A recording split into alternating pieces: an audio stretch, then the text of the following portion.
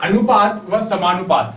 देखिए अनुपात और समानुपात क्या होते हैं, इसके लिए हम सबसे पहले अभी अनुपात को लेकर चलते हैं। तो आप ये सोचिए कि क्या आप कुछ चीजों की तुलना करते हो, कंपैरिजन करते हो, कौन बड़ा है कौन छोटा है, कौन किससे कितना ज्यादा है कितना कम है, ऐसी तुलना हम लोग अक्सर करते हैं। जैसे कि आपने कहा कि भाई मेरे पास है ना 20 बॉल्स हैं, यानी कि गेंद है कितनी 20, और दूसरे ने कहा कि मेरे पास 5 बॉल्स यानी कि 5 गेंद है। तो देखो आप इसमें तुलना कर सकते हो कि इसके पास इससे 15 गेंदें ज्यादा है, या आप कह सकते हो कि ये नीचे वाला जो है इसके पास ऊपर वाले से 15 गेंदें कम है।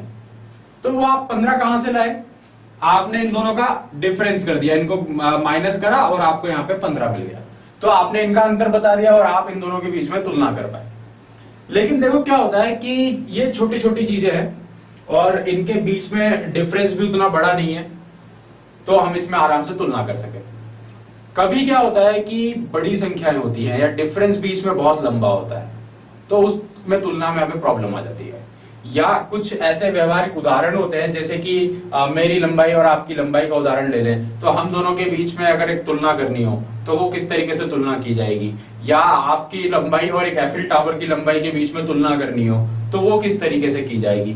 ठीक है, तो ये बड़े बड़े जब डिफरेंसेस आ जाते हैं तो हम हमारी तुलना को माइनस पे ना ले जाकर दूसरे तरीके से करते हैं। अब वो दूसरा तरीका हम लोग क्या लगाते हैं वो हम लोग यहां पर देखेंगे। तो सबसे पहले हम लोग पढ़ेंगे अनुपात।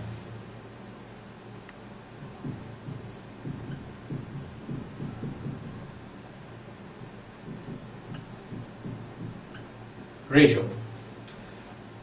देखिए आपने ऐसे तो कभी कहा होगा कि मेरी लंबाई इसकी लंबाई से 2 गुना है, ऐसा तो कई बार होता है। या हम कहते हैं कि मेरे पास जितने एप्पल हैं उससे 3 गुना ज्यादा एप्पल इसके पास है, ऐसे आप लोग कहते हो। तो ये 2 गुना 3 गुना 4 गुना ये क्या चीज है, देखिए यही चीजें बनाती है आपके अनुपात को।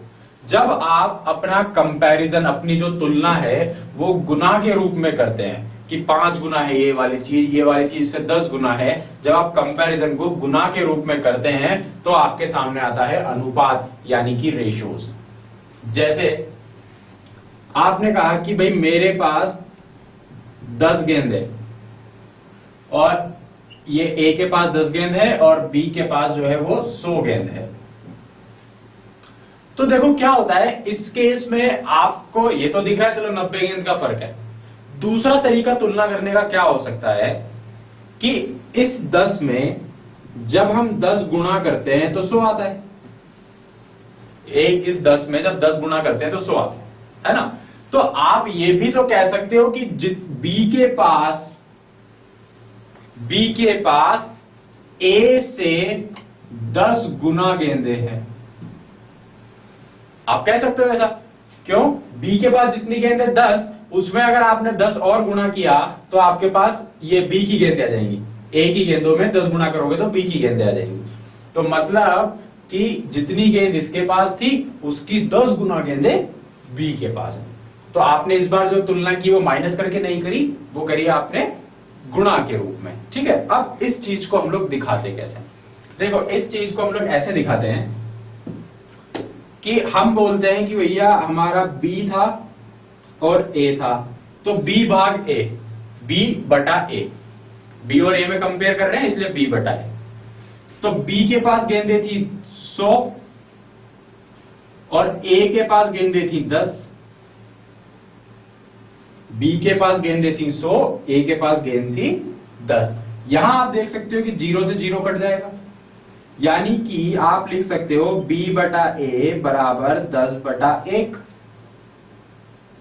ठीक है, अब ये जो बटे वाली चीज है इसी को हम लोग अनुपात कहते हैं। देखिए आप यहां पर b बटा ए जो लिख रहे हैं इसको आप ऐसे